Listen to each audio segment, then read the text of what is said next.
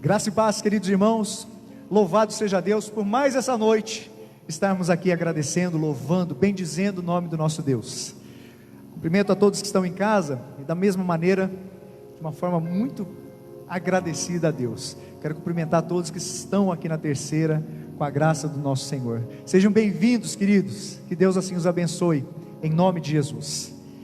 Sem mais delongas, convido a todos, que fechemos os nossos olhos, abramos os nossos corações e realmente possamos usufruir do presente que é a presença de Deus, do presente que é saber que o Espírito Santo de Deus fala aos nossos corações, através de sua palavra.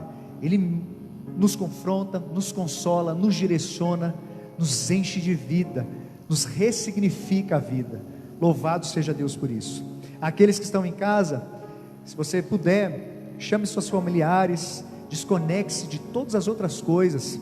É um momento especial do dia, onde a gente dá uma pausa em todo o restante das coisas que fazíamos até então, para nos dedicarmos a olhar para a palavra de Deus, a orarmos, bendizermos o nome daquele que conhece o nosso coração, sabe das nossas ações, das nossas intenções. Chame seus amigos, seus parentes, aqueles que estiverem em sua casa, reúna-se no lugar mais propício, para que você não perca sua atenção com nada, seja na sala, no quarto, na cozinha, seja no quintal, que seja um lugar propício. Aqueles que tiverem a possibilidade, mandem, espelhem a imagem do celular, do notebook, com o televisor, coloquem um som que seja audível para todos, e pegue sua Bíblia, não deixe sua Bíblia de lado não. Vamos orar, queridos. Te bendizemos, Santíssimo Deus e Eterno Pai. Como é bom, como é agradável poder render louvores a Ti. Como é precioso saber que o Senhor escuta as nossas orações, ao mesmo tempo que podemos nos debruçar diante da Sua palavra, ansiando receber uma direção, consolo, exortação, ou até mesmo, ó Deus, simplesmente a consciência da alegria que podemos ter diante de Ti. Sabemos que o Senhor também se inclina para nos ouvir e ao mesmo tempo para nos abençoar. Louvado seja o Seu nome, ó Deus. Realmente Te agradecemos e fazemos isso em nome de Jesus. Amém. Convido a todos que abram comigo suas Bíblias no profeta Isaías, e leremos a partir do versículo 12, livro do profeta Isaías, a partir do versículo 12, abra sua Bíblia, por favor, livro do profeta Isaías, no seu capítulo 40, a partir do versículo 12, se eu falei capítulo 12, perdão, falei, né? Isso fica gravado, o pior de tudo é isso, gente, vocês não têm noção. Isaías capítulo 40, a partir do versículo 12, está escrito na palavra do Senhor: quem na concha da sua mão mediu as águas e tomou a medida dos céus a palmos? Quem recolheu na terça parte de um éfa o pó da terra, e pesou os montes em romana, e os outeiros em balança de precisão? Quem guiou o Espírito do Senhor? Ou como seu conselheiro o ensinou? Com quem tomou ele conselho para que lhe desse compreensão? Quem o instruiu na vereda do juízo e lhe ensinou sabedoria e lhe mostrou o caminho de entendimento? Eis que as nações são consideradas por ele como um pingo que cai de um balde e como um grão de pó na balança. As ilhas são como o pó fino que se levanta. Nem todo o Líbano basta para queimar, nem os seus animais para um holocausto. Todas as nações são perante ele como coisa que não é nada. Ele as considera menos do que nada, como um vácuo. Com quem comparareis a Deus? Ou que coisa semelhante confrontareis com ele? O artífice funde a imagem, e o ourives a cobre de ouro, e cadeias de prata forja para ela. O sacerdote idólatra escolhe madeira que não se corrompe, e busca um artífice perito para assentar uma imagem esculpida que não oscile. Acaso não sabeis? Porventura não ouvis? Não vos tem sido anunciado desde o princípio? Ou não atentastes para os fundamentos da terra? Ele é o que está assentado sobre a redondeza da terra, cujos moradores são como gafanhotos. É ele quem estende os céus como cortina e os desenrola como tenda para neles habitar. É ele quem reduz a nada os príncipes e torna em nulidade os juízes da terra. Mal foram plantados e semeados, mal se arraigou na terra o seu tronco, já se secam, quando um sopro passa por eles, e uma tempestade os leva como palha. A quem, pois, me comparareis para que eu lhe seja igual? Diz o Santo. Levantai ao alto os vossos olhos e vede, quem criou estas coisas? Aquele que faz sair o seu exército de estrelas, todas bem contadas, as quais ele chama pelo nome. Por ser ele grande em força e forte em poder, nenhuma só vem a faltar.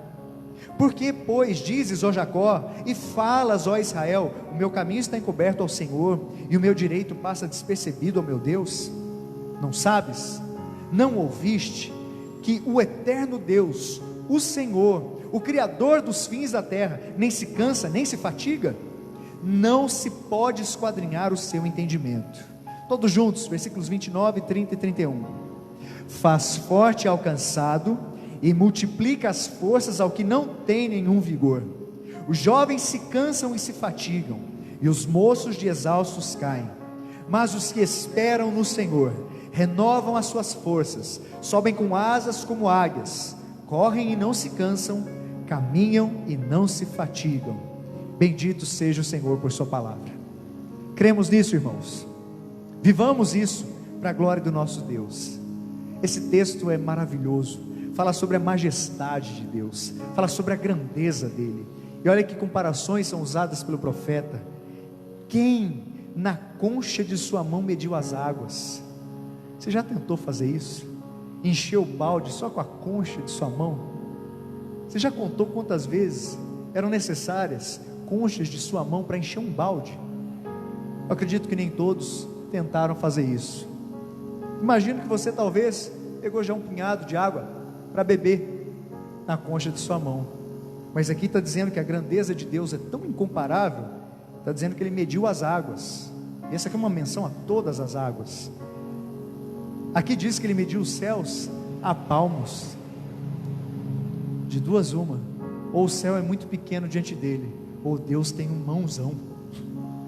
Fato é, Ele é grande, a grandeza de Deus é incrível, ela nos constrange, porque ao mesmo tempo que não seríamos considerados exatamente como nada, o texto nos compara como um grão de pó numa balança de precisão, um pingo que cai de um balde, e aí logo depois o profeta reconhece, todas as nações são perante ele como coisa que não é nada, e diz ainda, ele as considera menos do que nada. Se nada é pouca coisa, menos do que nada, fica difícil da gente comparar alguma outra coisa.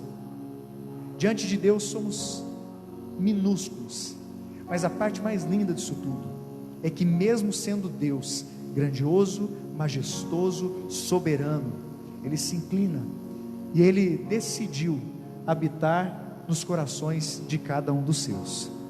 Ele não escolheu um grande templo, não decidiu escolher uma grande montanha ou a suntuosidade de qualquer construção.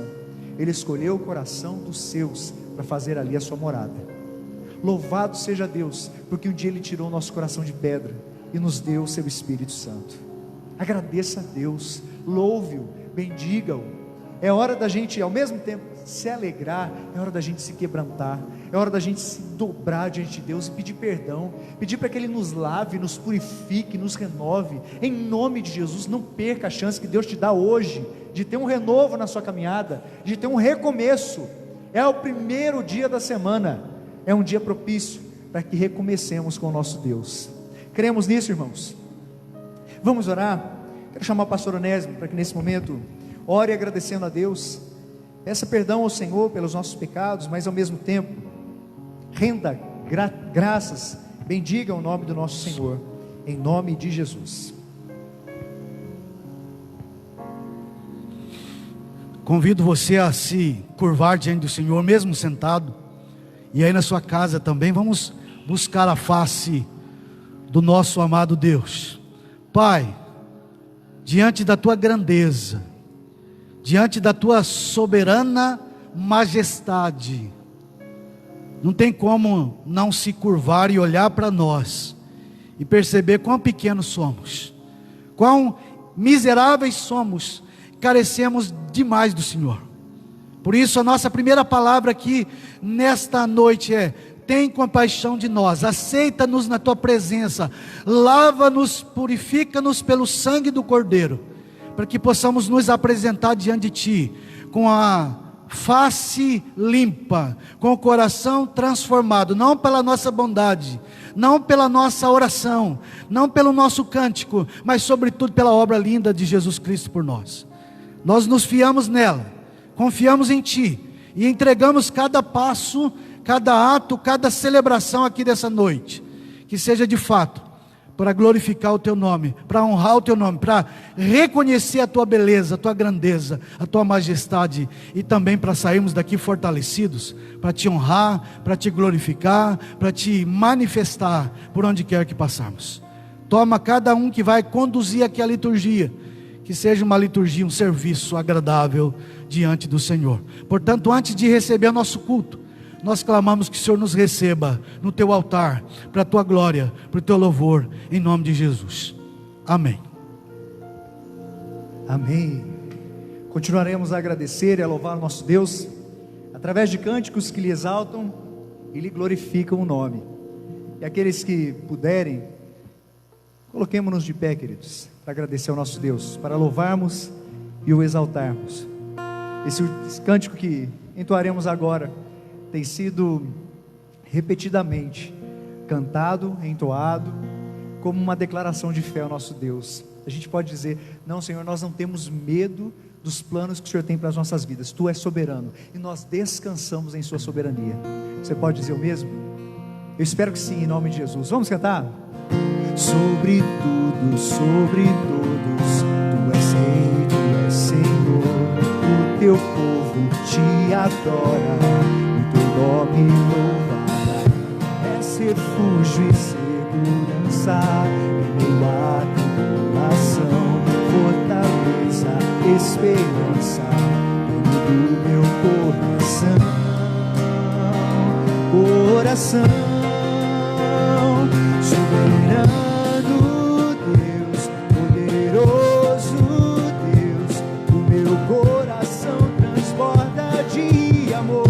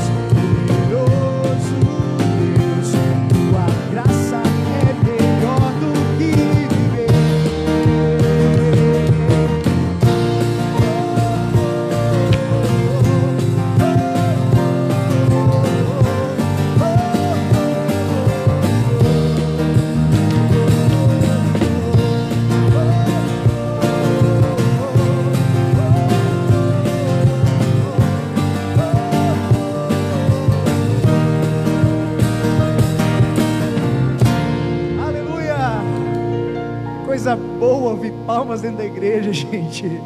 Ao Senhor, nosso Deus. É tempo da gente agradecer ao Senhor também. Eu espero que você não se esqueça disso, celebrar o nosso Deus a todo instante, a todo momento. E quando a gente faz isso em comunhão, quando a gente faz isso junto a outros membros do corpo de Cristo, parece que o nosso coração fica mais fortalecido. Por isso eu quero incentivar você que está em casa e ainda não fez sua inscrição para participar dos cultos presenciais, faça, se você puder, faça. Se você tiver condições para isso, faça. Amanhã a partir das 8 horas, telefone 3623-1758, ligue e confirme já sua participação no próximo domingo. Eu sei, tem gente que talvez não vá ter acesso ao telefone, vai aparecer aqui, mas quem puder vai fazer isso. Combinado? Combinado, gente? Saia daqui e espalhe a boa nova. Está tendo culto, vamos para a igreja, vamos para o culto. Não fala amém não, gente? Misericórdia, gente.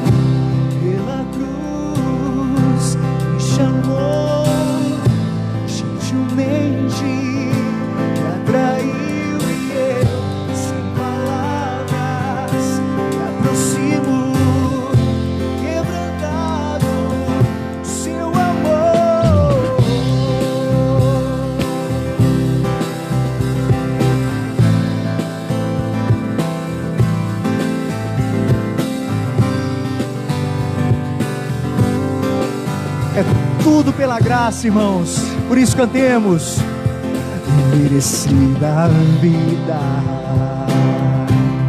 de graça recebi,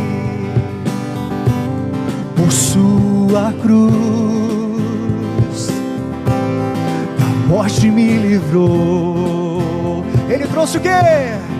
Trouxe minha vida. Eu estava condenado, mas agora pela cruz eu fui.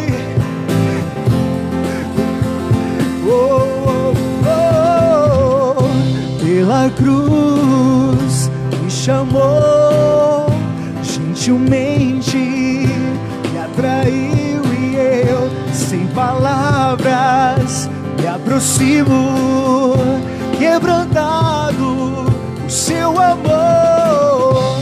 Pela cruz me chamou, gentilmente me atraiu e eu, sem palavras, me aproximo, quebrantado o seu amor. Impressionante é o seu amor.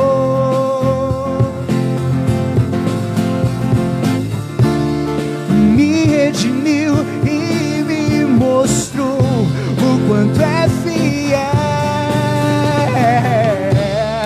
Impressionante é o seu amor. Me redimiu e me mostrou o quanto é fiel. Pela cruz me chamou, gentilmente me atraiu e eu, sem palavras, me aproximo, quebrantado o seu amor. Pela cruz me chamou, gentilmente me atraiu e eu, sem palavras, me aproximo, quebrantado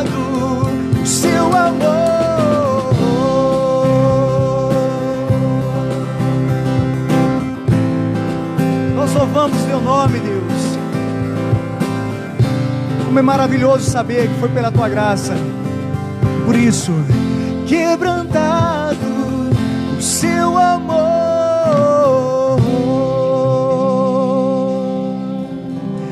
por isso nós te rendemos graças, Senhor, te agradecemos, te louvamos e fazemos isso em nome de Jesus. Pedimos para que o Senhor abençoe esse tempo de palavra que teremos agora. Pedimos para que o Senhor guarde os nossos corações, que os nossos corações sejam cativos à tua palavra, ó Deus, nesse momento. Que sejamos alcançados em nossas necessidades. Que sejamos, ó Deus, assim como pedimos desde o início, confrontados, quem sabe, ó Deus, incentivados a continuar a caminhar. Peço por aqueles que estão com seus corações, ó Deus, desanimados. O Senhor é especialista em transformar situações. O Senhor já nos trouxe do império das trevas para o maravilhoso reino do Filho do seu amor. O Senhor já nos trouxe da morte para a vida. O Senhor pode fazer com que pessoas cegas passem a enxergar. O Senhor pode fazer com que da tristeza a alegria venha a surgir. Do nada o Senhor tudo fez. E aí está depositada a nossa esperança, ó Deus, na sua soberana vontade. Nós cremos em Ti, nós esperamos em Ti, em nome de Jesus. Amém. Podemos assentar, queridos, que Deus os abençoe.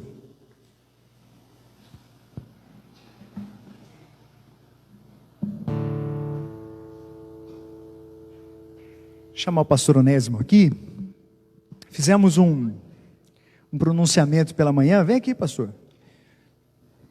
E louvamos a Deus pela alegria que Ele nos concede de juntos sermos igreja. Uma expressão que o pastor David gosta muito de usar. É bom ser igreja com vocês. Ele sempre gosta de usar essa expressão. Um abraço ao pastor David, que hoje não está na escala. A semana que vem já volta à escala. E com muita alegria nós queremos informar os irmãos que na última sexta-feira tivemos a reunião do nosso presbitério. O presbitério Itajubá esteve reunido para conversar a respeito de algumas pautas. E uma dessas pautas era a distribuição de campo. O que significa isso? Indicar para cada igreja, cada um dos seus respectivos pastores. E louvamos a Deus porque mais uma vez, pastor Onésimo, pastor David e eu fomos designados como pastores da terceira igreja. Então nós pedimos encarecidamente, orem por nós, irmãos, orem por nós precisamos disso. Se não for pela intervenção de Deus, absolutamente nada vai acontecer. Pior do que isso, se não for pela intervenção de Deus, tudo piora.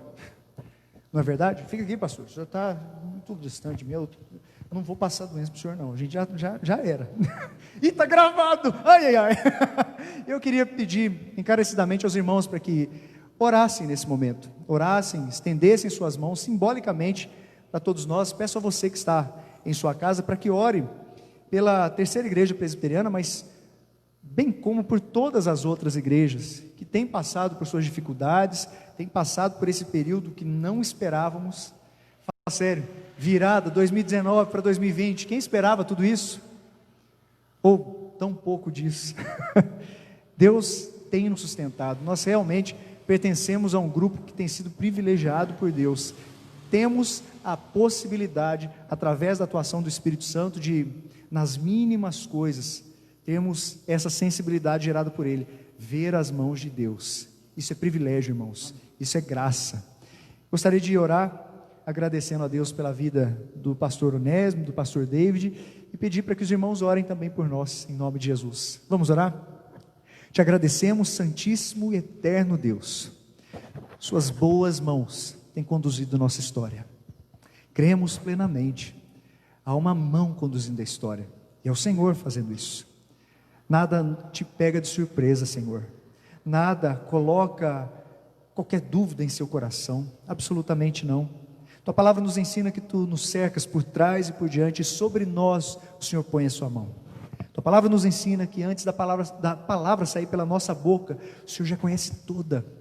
Cada um dos nossos dias foram escritos e determinados quando nenhum deles havia ainda. Grande é o Senhor. O Senhor é grande em força, o Senhor é forte em poder, como lemos aqui nas Escrituras. E nossa súplica ao Senhor se resume a fazer com que Teu nome seja glorificado no seio da Sua igreja. Não permita, Senhor, que tropecemos e causemos escândalo ao Seu nome. Não permita, ó Deus, que sejamos pedra de tropeço para outros. Pelo contrário, nós suplicamos, rogamos ao Senhor nesse momento, que sejamos, ó Deus, instrumentos do Senhor para abençoar a terceira igreja, abençoar o nosso bairro, abençoar a nossa cidade, cada família que se faz presente aqui. Pedimos para que o Senhor abençoe a vida do pastor Onésimo, bem como sua esposa Cleuzinha, a vida do pastor David, bem como sua esposa Nayane. Peço para que o Senhor abençoe toda a minha família também, ó Deus. Só temos a te agradecer, porque o Senhor supera todas as nossas expectativas. O coração do homem pode fazer planos, mas a resposta certa vem sempre do Senhor. Por isso rendemos graças a Ti. Fale, ó Deus, através da vida do seu servo, use-o poderosamente, que saiamos daqui edificados, realmente impactados com sua palavra, em nome de Jesus, amém. Que Deus assim nos abençoe, em nome de Jesus. Amém. Antes da mensagem, eu queria colocar alguma coisa aqui relacionada a isso que o pastor Júnior falou, para todo mundo que está em casa e pessoal que está aqui. A minha vinda para cá tem que ser um milagre de Deus, que não depende de mim. E eu quero dizer uma coisa aqui, três coisas importantes rapidinho. Primeiro, somos todos pastores. Vocês pastoreiam a gente e a gente pastoreia vocês. A gente ministra na vida de todo mundo. Então não pense que os pastores não precisam de vocês para ajudá-los na caminhada. Vocês precisam ministrar nas nossas vidas. Segunda coisa importante, não na ordem. Eu vou lembrando que vou falando, mas a ordem, talvez essa segunda seria a primeira. Nós fazemos tudo, devemos fazer tudo para a glória de Deus. Tudo que a gente faz tem um propósito, glorificar a Deus. E a terceira coisa importante, nós somos, eu, pastor David e pastor Júnior, uma equipe. E na equipe não tem ninguém mais importante. Todos somos iguais e eles têm algumas qualidades que eu jamais terei, né? Mas a gente se soma. Talvez eu tenha, modéstia à parte, um pouco mais de experiência, mas só isso. Então, queridos, vamos olhar os três pastores como três homens de Deus, dependentes de Deus, que precisam da oração de vocês para a gente caminhar. Nós oramos por vocês e vocês oram por nós. Quero fazer uma gratidão, um agradecimento especial pelo pastor Júnior, que se eu estou aqui, é porque ele se esforçou bastante para isso. Convenceu o conselho, depois convenceu o presbitério. Talvez eu estivesse na China, não sei. Mas aí eu ia virar um vírus, né? Não sei o que eu seria. Mas louvado seja Deus, eu quero ser útil na vida da igreja para poder, de alguma forma, agradecer a Deus e à igreja por tudo que eu tenho recebido. Minha família tem recebido. Bom, parte essa feita, vamos à Bíblia. Abra sua Bíblia no livro de Isaías. Isaías capítulo 6.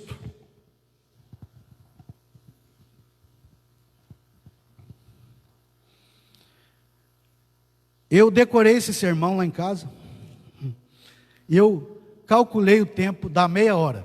Então você vai ficar meia hora sentado. Então fica de pé só um pouquinho comigo, para a gente ler a palavra. Por favor. Se passar de meia hora, por conta do Espírito Santo, aí já não é mais problema meu. Tá? Vamos lá. Capítulo 6 inteiro de Isaías. No ano da morte do rei Uzias, eu vi o Senhor assentado sobre um alto e sublime trono, e as abas de suas vestes enchiam o templo. Serafins estavam sobre ele. Cada um tinha 6 asas. Com 2 cobriam o rosto, com 2 cobriam os pés, e com 2 voavam. E clamavam uns para os outros, dizendo: Santo, Santo, Santo é o Senhor dos exércitos, toda a terra está cheia da sua glória.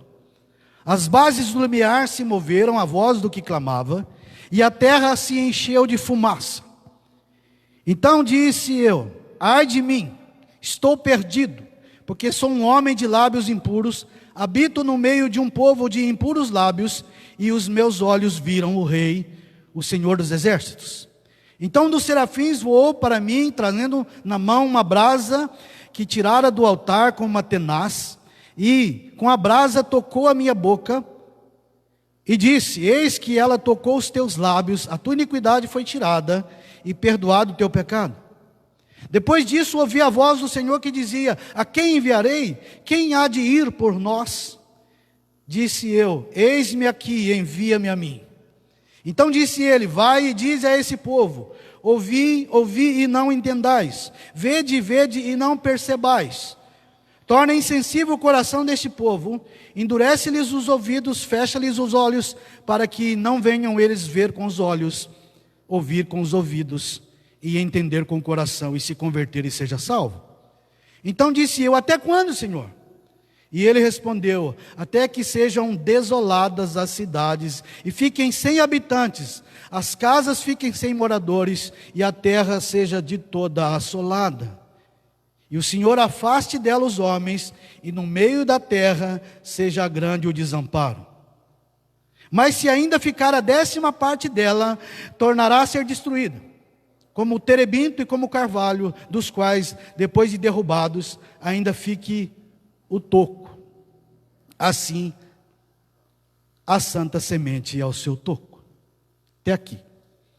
Pai, nós agradecemos o Senhor mais uma vez, pela tua santa palavra, preservada por tantos anos até chegar até nós. E uma palavra que foi traduzida para a nossa língua, para ficar bem fácil de entender. Obrigado, Senhor, porque só a leitura da tua palavra já mexe conosco. Portanto, eu te peço em nome de Jesus, que eu não escureça, não encubra, não exagere na meditação, nas mensagens que o Senhor tem para trazer para o nosso coração. Que eu seja fiel e que o meu povo te escute como sendo a palavra do Senhor. Por favor, em nome de Jesus. Amém. Você pode sentar, querido. Às vezes, as circunstâncias são tão complicadas que a gente começa a ter um olhar distante. Muitos são saudosistas e cultivam um sentimento voltado para o passado. Parece que só as coisas que aconteceram no passado que são virtuosas. A ideia é mais ou menos a seguinte: as coisas só aconteciam no passado, hoje nada presta. Parece que a vida se resume a tão somente lamuriar o que passou. Outros são futuristas, têm um olhar para o futuro, acreditam que as realizações e as grandes realizações se encontram numa dimensão futura. Então eles colocam os seus potentes binóculos e ficam na expectativa de vislumbrar alguma esperança no futuro, alguma realização futura, e se frustram. Se frustram porque perdem a oportunidade de viver o aqui e agora, perdem a oportunidade de usufruir do momento presente. Queridos, o carpe diem, do latim, viva o hoje, ou usufrua o hoje, tem respaldo bíblico, sabia? Salmo 118, 24 diz assim: esse é o dia que o Senhor fez, regozijemo-nos e alegremos nele. Quem vive apenas no passado não usufrui do presente de Deus, e o presente é um presente de Deus. Quem vive só pensando no futuro não usufrui das bênçãos de Deus agora. Mas tem um outro grupo, além dos saudosistas, dos futuristas, nós temos os pessimistas. Eles são do time de Pedro. Impressionados ficamos com os problemas, alarmados ficamos com as circunstâncias, e aí a gente tira os olhos de Jesus e coloca os olhos nos problemas, e os problemas nos engolem. E essa visão pessimista faz com que a gente se afunde nas ondas da desilusão. Graças a Deus existem aqueles que pensam de maneira correta, que olham numa perspectiva certa. É sobre isso que nós queremos falar. Infelizmente, não é a maioria que olha numa perspectiva correta, mas eu espero, do fundo do meu coração, que esse grupo que está aqui e esses que estão em casa me assistindo, possam ser esse grupo que olha na perspectiva certa. O texto que nós lemos fala de olhar. Pelo menos 7 vezes. Eu gosto de brincar com os números da Bíblia. Pelo menos por 7 vezes o texto fala de ver, olhar, vede. Ou seja, a expressão relacionada ao olhar aparece 7 vezes nesse texto. Isaías é convidado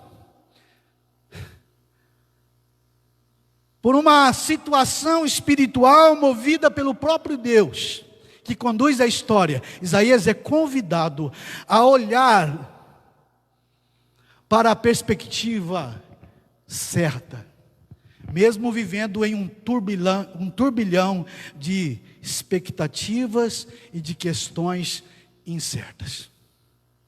A grande questão é, nós não somos diferentes de Isaías. E Deus está te convidando, querido, a viver, mesmo em meio às perspectivas incertas, a ter uma visão certa. E a pergunta dessa noite é: como ter uma visão certa quando tudo parece incerto? Como ter uma visão certa quando tudo parece incerto? E o texto me ensina, em primeiro lugar, que eu tenho que olhar para Deus.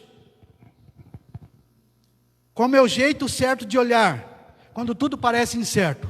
Olhe para Deus. Olha aqui, diz os versículos 1 a 4. No ano da morte do rei Uzias, eu vi o Senhor assentado sobre um alto e sublime trono, e as abas de suas vestes enchiam o templo. Serafins estavam por cima dele, cada um tinha 6 asas, com 2 cobria o rosto, com 2 cobria os pés, e com 2 voava. E clamavam para os outros, dizendo: Santo, Santo, Santo é o Senhor dos exércitos, toda a terra está cheia da sua glória. As bases do limiar se moveram, a voz do que clamava, e a casa se encheu de fumaça. Olhe para Deus, querido. Quando tudo parecer incerto, ainda dá para você ter uma perspectiva certa, olhando para Deus. Tem uma frase que é do Isaac Newton, um cientista cristão, e ele diz assim: se vi mais longe, foi porque olhei sobre os ombros de gigantes. O gigante aqui não são os pastores, não é o pastor Onésimo, o gigante não é o Isaías, o gigante com G grande, aliás, tudo grande, é Deus. Olhe a história na perspectiva divina. Esse é o clamor da palavra de Deus para o nosso coração.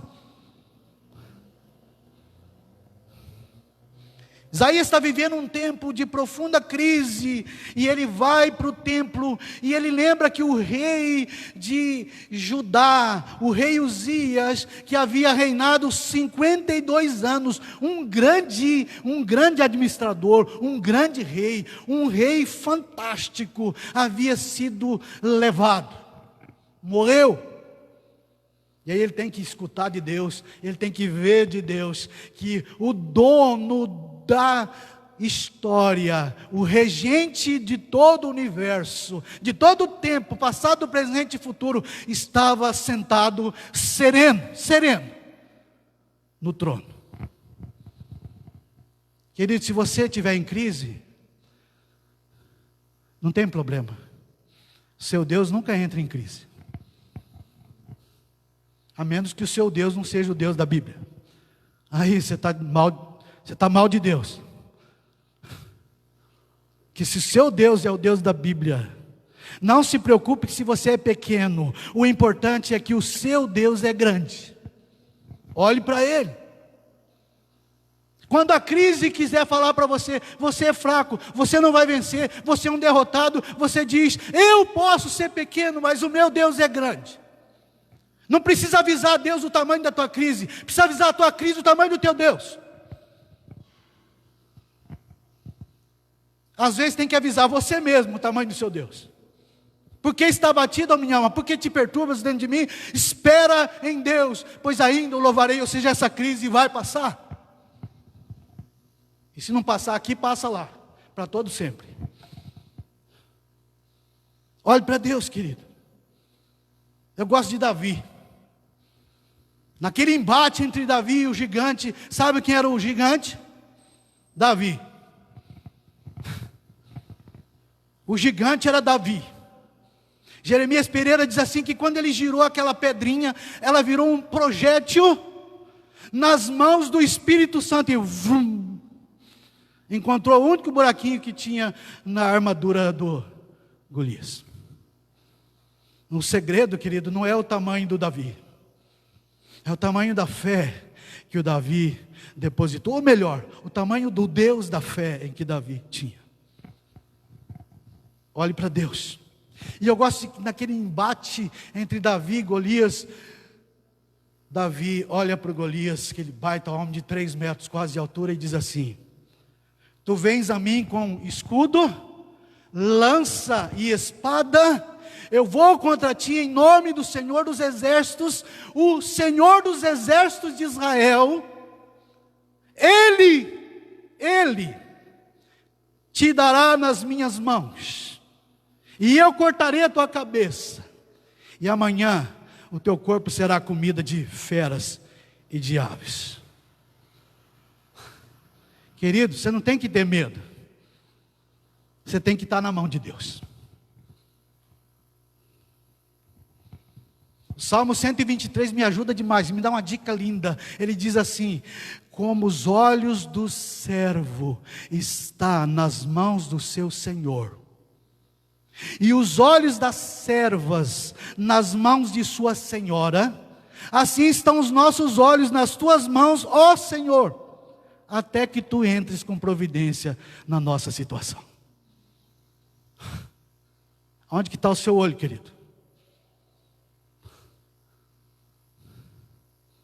Quando tudo faltar para você, se você tiver somente Deus, pode se sentir um afortunado, porque você tem a melhor parte.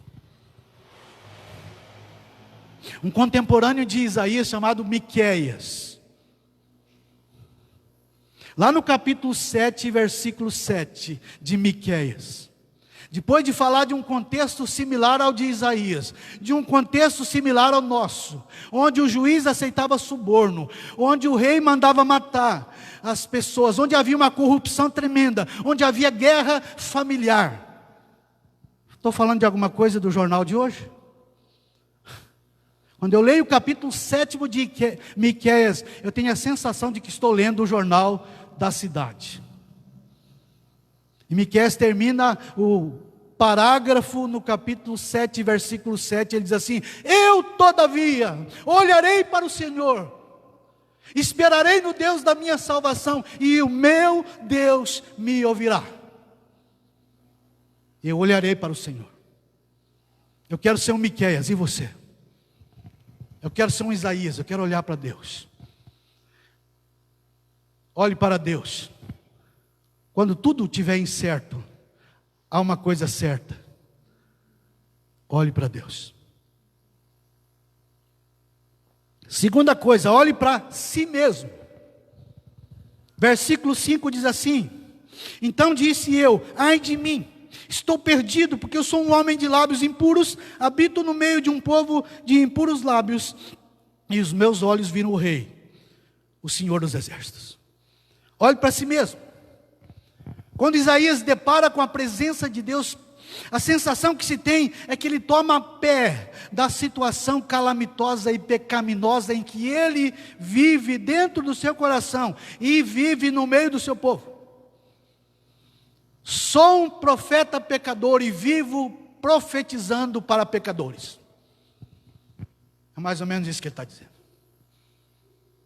E ele faz o quê? Ele diz: ai de mim. Eu só estou vivo por causa das misericórdias do Senhor. Isso me faz lembrar um patriarca chamado Jacó, quando ele luta com Deus lá no Val de Jaboque. E depois ele diz assim: eu vi a face do Senhor e a minha alma foi salva. A melhor tradução é o seguinte: eu vi Deus e Ele não me matou. Porque deparar com a santidade de Deus, se a gente não tiver com os corações quebrantados e arrependidos, é provável que Ele nos torre.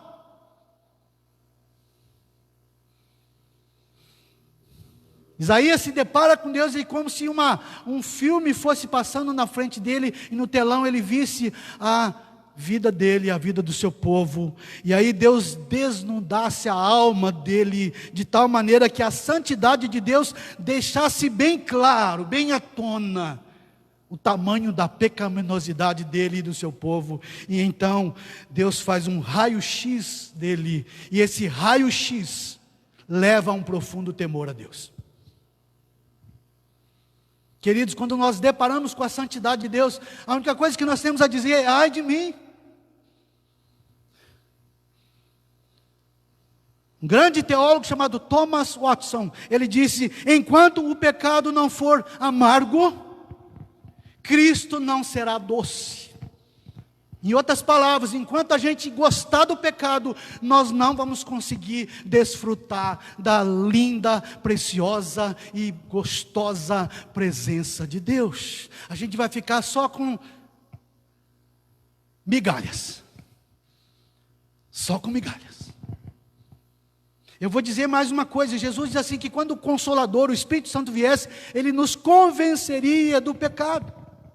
O Espírito Santo já veio e Ele tem que nos levar a uma posição de consciência profunda e quebrantada dos nossos pecados. Se a gente conseguir permanecer diante de Deus e amigo do pecado, é bem provável que esse Deus não é o Deus da Bíblia. Porque o Deus da Bíblia torra aqueles que vão para a presença dEle sem quebrantamento. O Deus santo, santo, santo, sempre me confrontará quando eu estou errado. Tem gente que fala: o culto hoje não foi bom, meu ego não foi amaciado. Querido, se você foi ao culto para ter o ego amaciado, você foi no lugar errado, porque onde Deus está, Ele varre o nosso coração, Ele limpa, Ele arranca. Se tiver câncer do pecado, Ele tira tudo, e dói,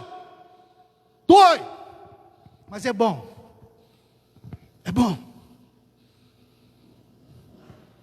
Tim Keller diz o seguinte: se o Deus que você adora não discorda de você, é bem provável que você esteja adorando uma versão idealizada de você mesmo.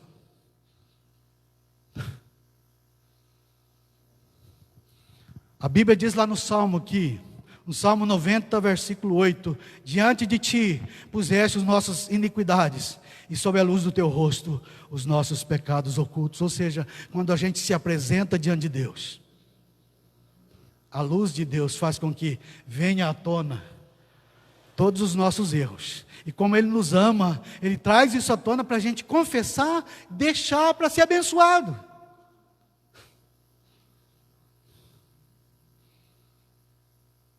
Terceira coisa que a gente aprende nesse texto: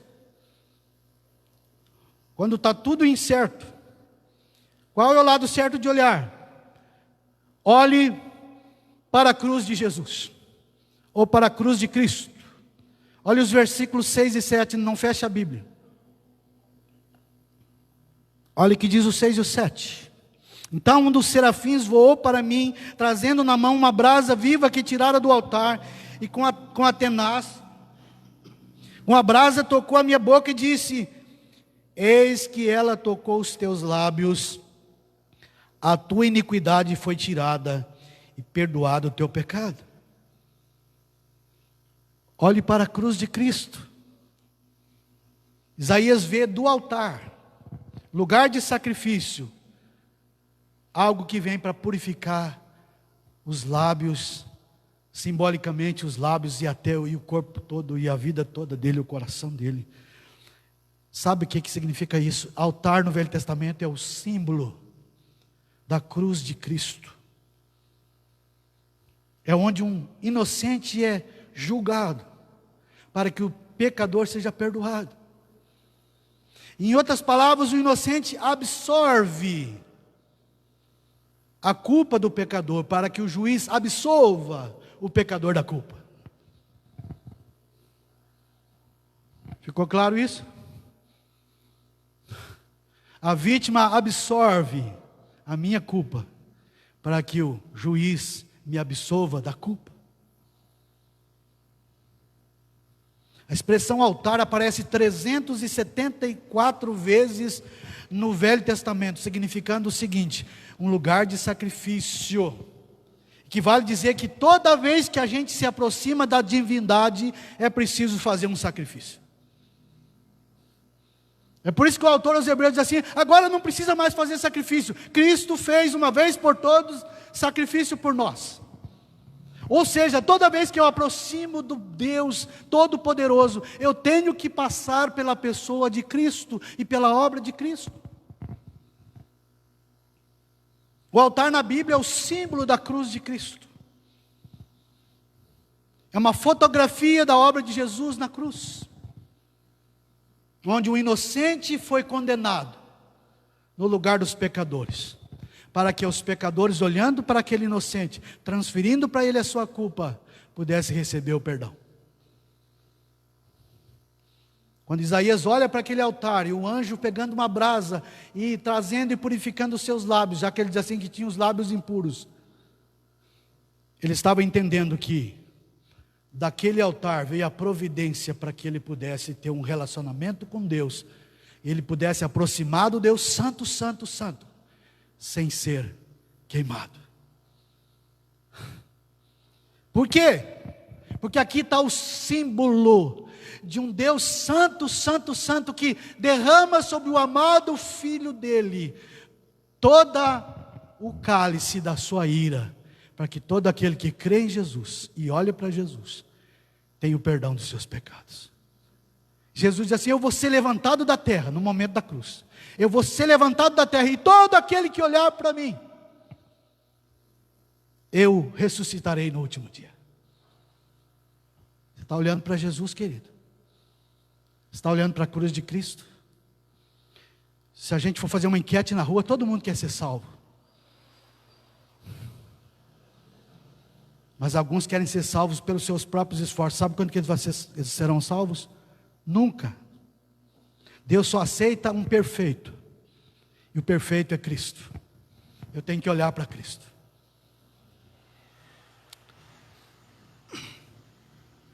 Quarta coisa que nós aprendemos aqui nesse texto, está no versículo 8 e no versículo 9. Olhe para Deus, olhe para si mesmo, olhe para a cruz de Cristo, e agora olhe para a missão de Deus. Versículo 8 e 9 diz assim: depois disso ouvi a voz do Senhor que dizia: a quem enviarei, e quem há de ir por nós?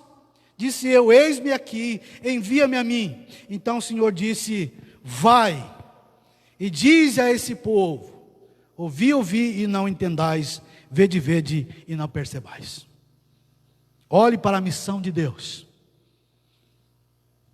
Após a purificação de Isaías, ele se vê desafiado para ser um canal de Deus, para levar essa luz a outras pessoas.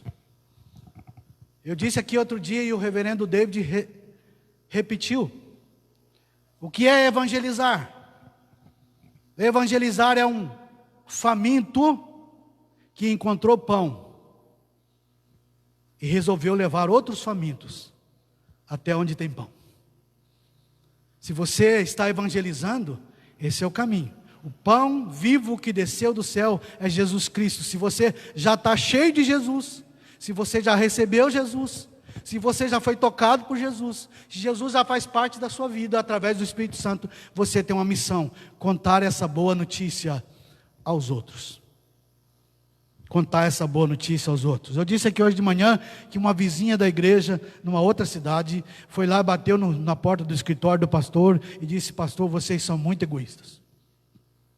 Pastor, por quê? Vocês cantam, vocês louvam, vocês falam que Deus é maravilhoso, que Deus salvou vocês, que vocês vão morar no céu com eles, mas vocês nunca me avisaram. Se é tão bom esse negócio que você não reparte. Dole sermão da vizinha, né?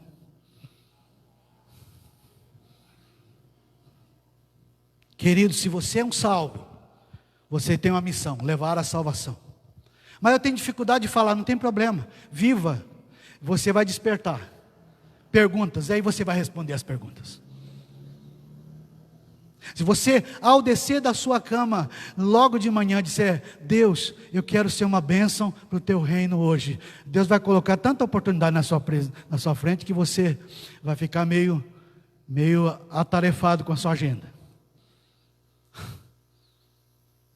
Perguntaram certa vez a uma jovem que trabalhava numa fábrica: o que você faz? E ela disse: atualmente eu sou testemunha de Jesus Cristo, disfarçada de operadora de máquina.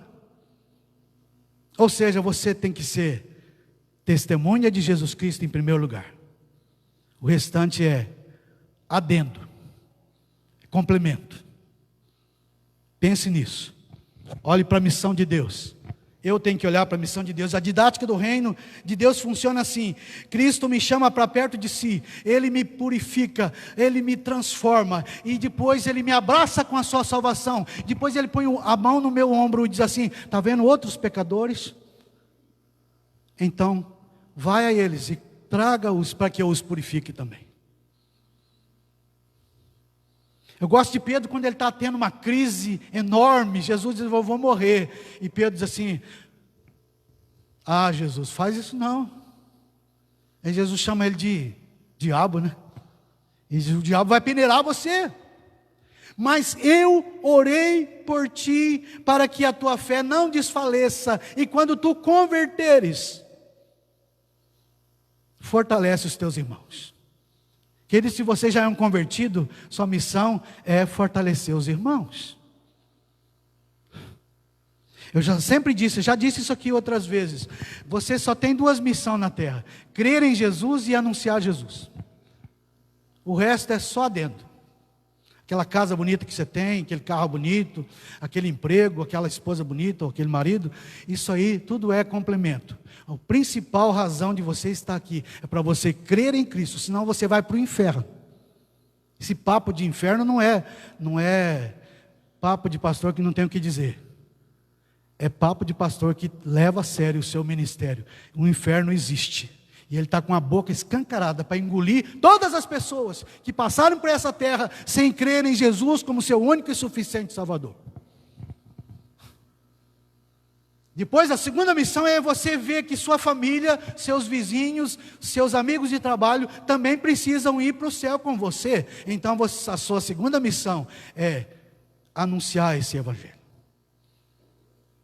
Ninguém está habilitado a buscar outro se não foi transformado pelo poder da cruz. Mas ninguém está autorizado a ficar em casa guardando a bênção para si, se foi transformado pelo poder da cruz. Se eu já tive uma experiência com Cristo, eu tenho muita coisa a dizer. Se eu não sei traçar as 4 leis espirituais, o evangelismo explosivo, ou cronologia bíblica, se eu não sei usar essas ferramentas, não tem problema. Se Deus te transformou, você já tem uma grande mensagem. A sua vida é a mensagem. A Bíblia diz que nós somos cartas escritas por Deus para manifestar ao mundo. Talvez você esteja dizendo: como é difícil pregar. É mais fácil fazer o que eu estou fazendo aqui do que viver lá fora. Mas lá fora é o que realmente vale. Somos responsáveis pelo testemunho à nossa geração. Ninguém é responsável pela geração passada, porque nós não vivemos lá. Ninguém é responsável pela geração futura, porque nós não estamos lá. Mas somos responsáveis pela nossa geração. Onde nós estamos, somos testemunhas do nome de Jesus. A Bíblia diz que Deus nos chama para o abraço salvador. Vinde a mim todos vós que estáis cansados e sobrecarregados, e eu vos aliviarei. Ele chama. Depois que você vem, Ele diz: agora ide, eu vos envio como cordeiros para o meio dos lobos.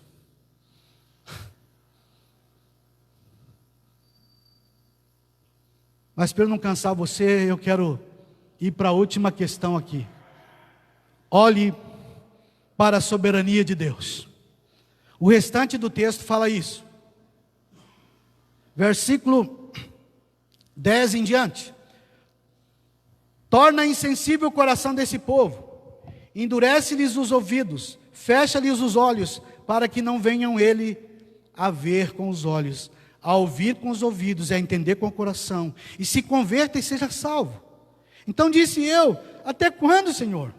E ele respondeu: até que sejam desoladas as cidades e fiquem sem habitantes, e as casas fiquem sem moradores, e a terra seja de toda assolada.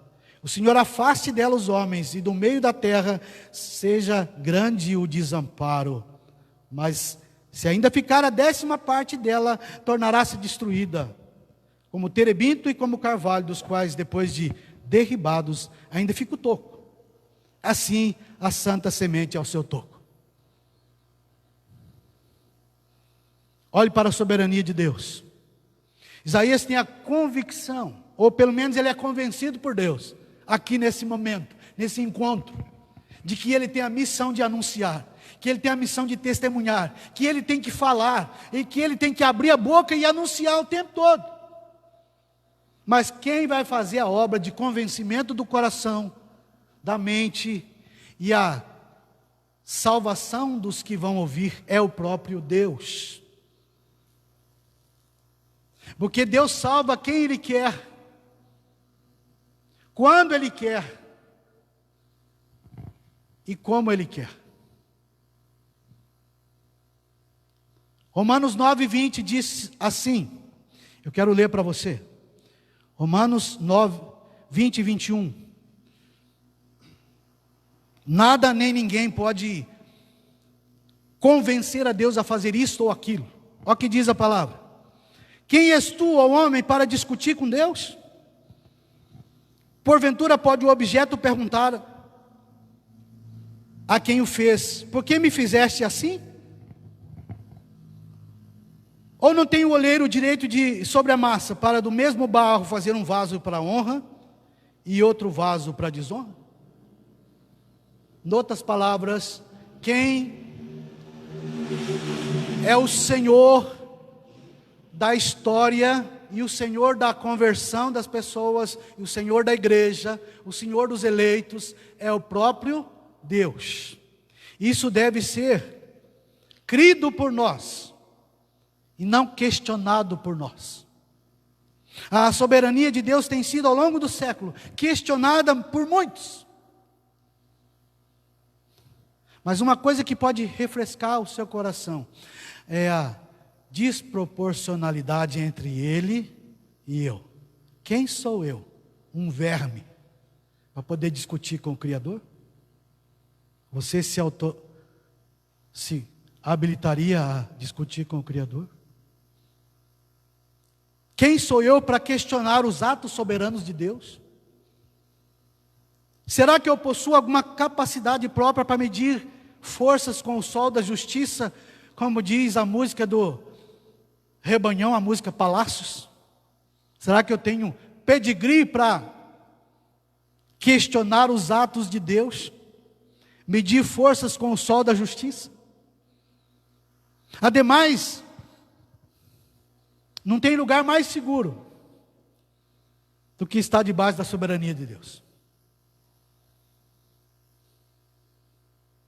Porque eu faço a minha parte e descanso. E Deus jamais vai falhar em fazer a dele. Eu quero concluir com uma fala de Jesus, uma história de Jesus. Os discípulos, bem como os fariseus, chegaram em Jesus e disseram: Senhor, mestre, são muitos os que são salvos? Talvez eles quisessem uma aula de teologia sobre a predestinação, né? O presbiteriano gosta, né? Aula de predestinação. E Jesus falou para eles: escuta, a porta está aberta, entre. Entre. Tem muita gente que passa a vida inteira estudando teologia, mas não crê em Cristo, vai para o inferno. Você não precisa estudar a teologia até o osso para se converter. Você precisa, quanto mais teologia você souber, melhor. Mas é melhor que você converta com o pouco que você tem, que Deus vai te dar mais. Não questione a soberania de Deus. Deus é o oleiro. Eu sou só o barro. E Ele faz a moldura que Ele quiser da minha vida. E se eu sossegar, eu tenho paz.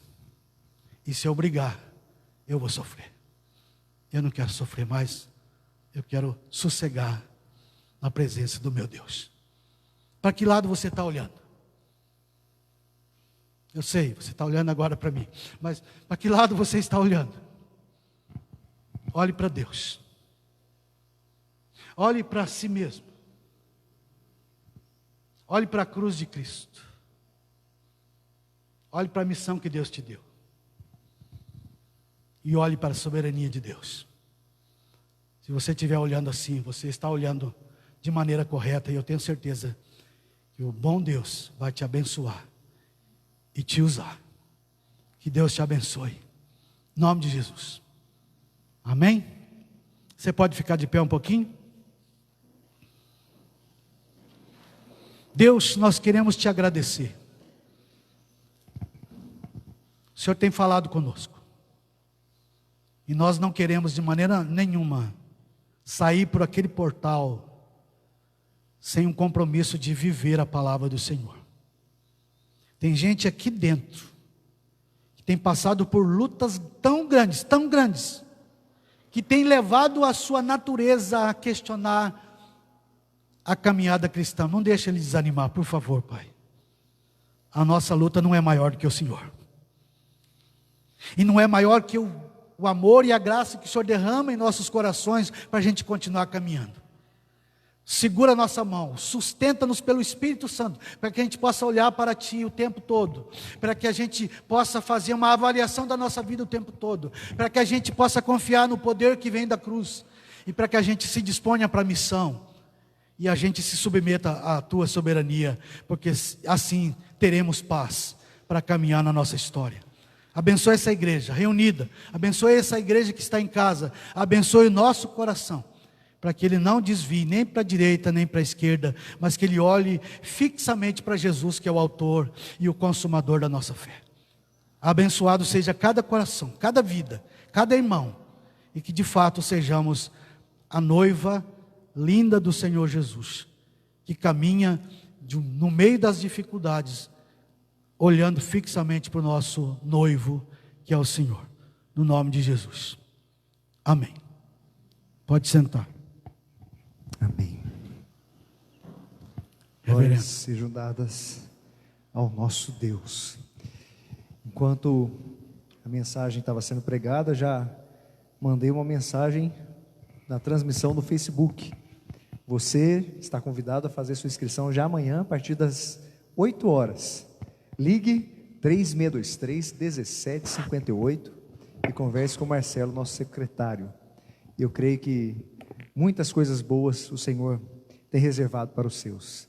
Palavrão abençoado. Glória a Deus, louvado seja o Senhor. Faço aqui uma tréplica da palavra do pastor Onésimo no início. É mão de Deus, pastor. Mão de Deus que resolveu nos trazer até aqui. Pastor Onésimo, antes de virmos para cá, já tinha sido pastor da Terceira Igreja há 11 anos. No dia que fomos conversar, eu falei, eu tenho que engraxar o seu sapato, pastor. Sou muito agradecido pelo tempo que o senhor foi pastor da minha família, eu estava longe daqui. E agora somos parceiros de ministério, que coisa boa. Pastor David, o senhor também tem sido uma bênção na vida da Terceira Igreja. E somos muito gratos ao Senhor pela vida dos irmãos. Muito, muito agradecidos. Deus abençoe suas vidas, irmãos. Vamos, aqueles que puderem, se colocar de pé mais uma vez. Santíssimo e eterno Deus, te rendemos graças, louvores, completa gratidão, diante de sua bondade, diante de suas inúmeras formas de demonstrar tão grande amor.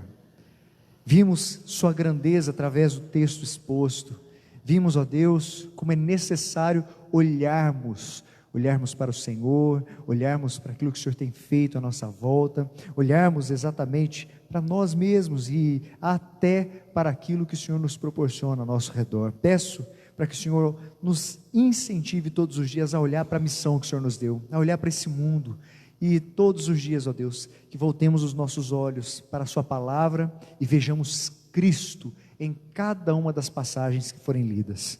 Ó Deus, peço para que em dias tão cheios de incentivo para que as pessoas abram seus olhos para as coisas desse mundo, que os nossos olhares estejam simplesmente voltados para Ti, ó Deus. Nós precisamos ouvir a Sua voz, nós precisamos atentar para o Senhor, ó Deus.